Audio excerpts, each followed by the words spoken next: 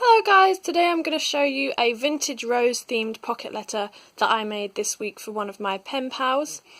I'm really pleased with how this one came out. I think all the colours go so nicely together and the vintage rose theme is just so pretty and delicate.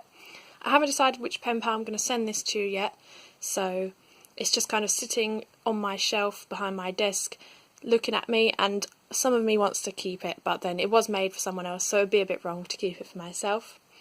I started off by using a square sheet of craft paper which had this pretty rose themed border around the outside. It wasn't quite big enough to fill the 9 pockets you'd usually find in a pocket letter, so that's how I ended up doing a 6 pocket letter one here. I cut it into squares and then sort of lined it up around the edge, and I absolutely love how it frames the letter off really nicely.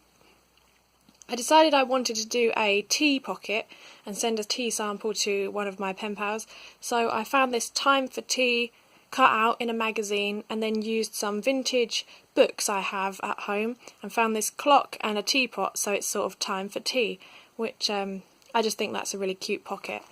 On the back is a tea bag I've included there. It's rose hip flavoured tea, so it again sticks to the rose theme, which is pretty cool. Then up here I've cut a butterfly from another sheet of craft paper in the same range as the roses, made this flower out of pink and vintage paper and stuck that on.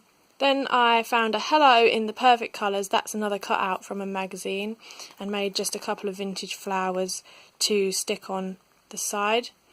Then down here I've got a bird flying over a vintage paper tree and some feathers. The vintage paper feather isn't too clear that it's a feather, but that's why I stuck the pink one on top, so you kind of can get the idea. Down this side I went for a camera theme with the vintage Polaroids.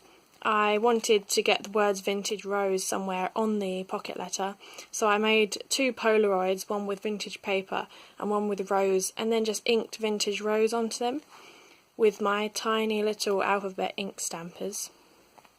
I think that sort of ties it together, having those 2 pockets that sort of match, and it says vintage rose, and I really love how this rose one came out because it actually looks like it could be a real Polaroid. So before I send it, I'll probably include some more rose themed gifts or some washi tape or something on the back and then send it off, but I just thought I would show you guys what I'd made. Thank you for watching, goodbye!